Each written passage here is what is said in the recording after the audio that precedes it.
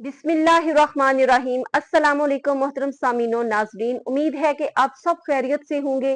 नाजरीन, जुल्हज के इन अयाम में अयाम तशरीक कौन से दिन हैं और तकबीरात तशरीक क्या हैं और इनको पढ़ने का असल तरीका क्या है, असल वक्त कौन सा है जिसमें ये पढ़ने होते हैं, और इसका पढ़ना क्या औरत के लिए भी वैसे ही वाजिब है जैसे कि मर्दों के लिए है, और औरत अगर ना पढ़े तो क्या गुनाहगार होगी, और नापाकी की हालत में औरत इसको पढ़ सकती है या कि नहीं पढ़ सकती।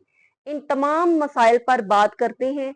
और सबसे पहले ये देखेंगे कि इसकी हिस्ट्री क्या है। जो तकबीरात तशरीक हैं, इनकी हिस्ट्री क्या है, ये हमें कैसे मिले, इनका आगाज कैसे हुआ।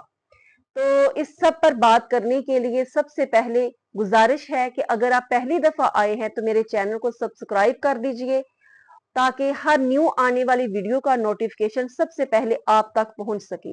और वीडियो को लाइक और शेयर भी जरूर कीजिए।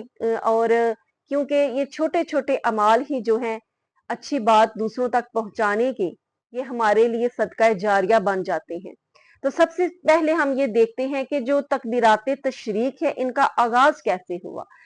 तो सबसे पहले देखा जाता है कि बताया जाता है कि जब हजरत इब्राहीम अलैहिस्सलाम हजरत इस्माइल अलैहिस्सलाम को कुर्बान करने के लिए लटाते हैं, खंजर उनकी गर्दन पर रखते हैं, तो उधर से हजरत जबरील अमीन हाजिर होते हैं और जब देखते हैं कि अल्लाह का ये बंदा इस हद तक अल्लाह की मोहब्बत में बढ़ चुका है कि अपने जवान बेटे को कुर्बान करने लगा है, तो हजरत जिब्राइल अलैहिस्सलाम पुकार उठते हैं और कहते हैं अल्लाह अकबर अल्लाह अकबर।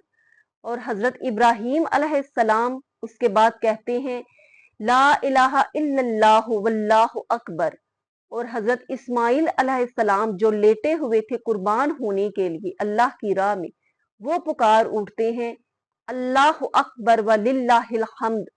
तो ये तकबीराते तशरीक बन जाते हैं और इनका पढ़ना जो है सुन्नते इब्राहीम बन जाता है।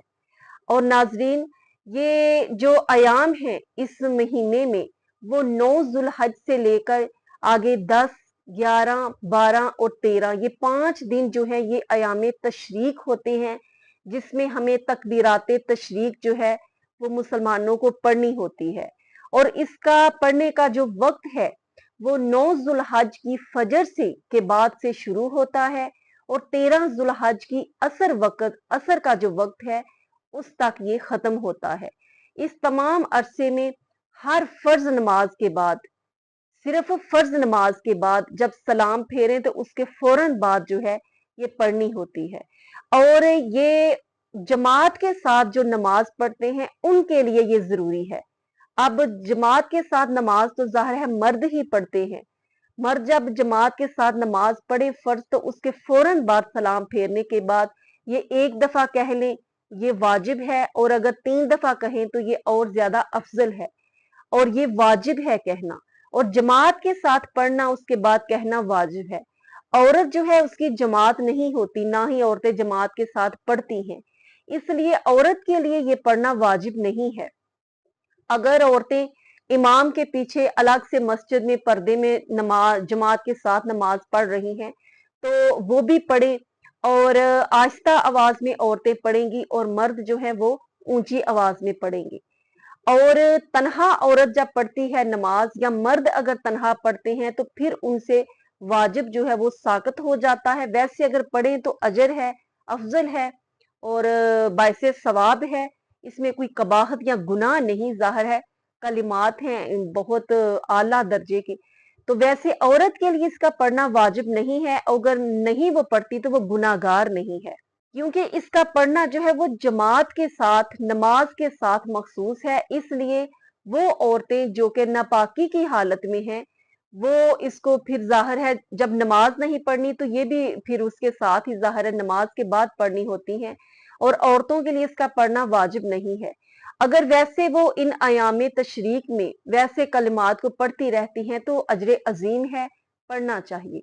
तकबीरात तशरीक को एक दफा फिर मैं दोहरा देती हूँ। अल्लाह अकबर ला इलाहा इल्लल्लाहु वल्लाहु अकबर, अल्लाह अकबर व लिल्लाहिल हम्द। अल्लाह रब्बुल इज्जत हमें अजर अजीम अता फरमाए और तमाम नेक अमाल जो इन अयाम में अशरा जुल्हज्जा में हम कर रहे हैं उनका हमें बहुत ही ज्यादा अजर अजीम अता फरमाए। यकीनन आपको मेरी बात समझ आई होगी। अपना ख्याल रखिए, दुआ में याद रखिए। अस्सलामु अलैकुम व रहमतुल्लाहि व बरकातुहू।